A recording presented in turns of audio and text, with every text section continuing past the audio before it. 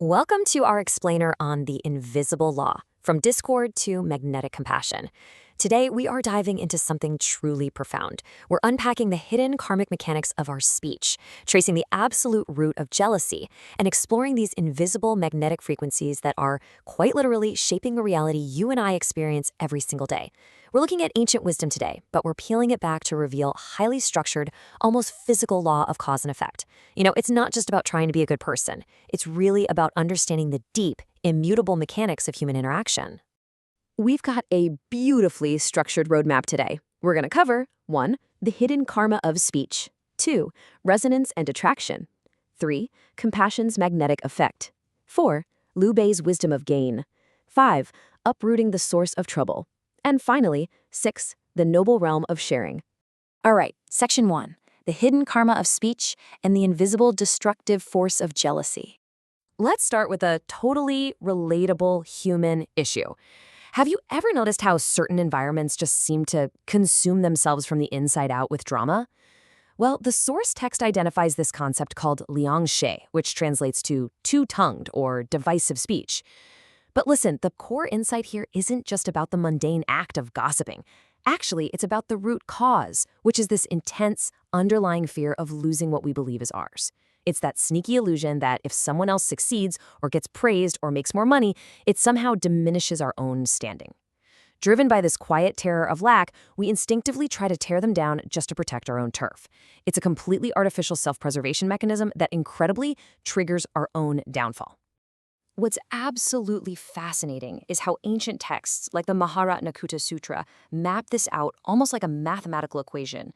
When we use divisive speech to protect our status, the karmic result is the exact opposite of what we intended. We inadvertently broadcast a destructive energy that basically guarantees our own family will become inharmonious, our own wealth is going to dissipate, and our own supporters will walk away. The harm we intend for others, even just through the subtle manipulation of words, acts as an inescapable boomerang. The text treats this like an objective law of the universe. Malice always returns to its source. Moving right along to Section 2, Resonance and Attraction, the invisible frequencies we broadcast. So how does that actually work mechanically? Why does the universe reflect this back with such precision? Well, the text argues that our internal state is quite literally a frequency. A mind full of fear, jealousy, and the desire to take from others resonates on a wavelength of pure lack. And because of this, it naturally attracts forces operating on that exact same wavelength. We're talking thieves, manipulators, endless conflict. But, and here is the mind-blowing part of this framework, if your mind is entirely free of the karma of theft or harm, you create a total frequency mismatch. Take the famous outlaws from the classic tale Water Margin. When those hardened bandits encountered someone of towering, genuine virtue, they didn't attack. They literally couldn't. The frequency mismatch was so massive that harm simply couldn't attach to them. Instead, those outlaws were inspired to become loyal helpers. You physically cannot be touched by harm if the hook for that karma doesn't exist inside you. This brings us to a really profound pivot in our explainer. If being defensive, jealous, and fearful only attracts the exact loss we're desperately running from, how do we actively protect ourselves? How do you and I build an invincible defense for our careers, our families, and our peace of mind without relying on this foundation of fear? Let's look at Section 3, Compassion's magnetic effect, and how it transforms malice into joy. As described in the Lotus Sutra, a mind of absolute compassion acts as this magnificent, completely overpowering magnetic field. The text actually uses Guanyin Bodhisattva as the ultimate example of this state. Picture this. Imagine someone approaching you with pure malice, which the text compares to rigid, cold, unfeeling iron. They're operating on a remarkably low, dense frequency. But if your internal frequency is radiating absolute, immovable compassion, their iron enters your massive magnetic field. And what happens? That iron is instantly magnetized. Their hostility is neutralized and transformed completely. You see, you don't fight their malice, you simply overpower it with a higher frequency, effortlessly turning attackers into protectors. Now on to Section 4, Liu Bei's wisdom of gain, the ultimate reward of selflessness.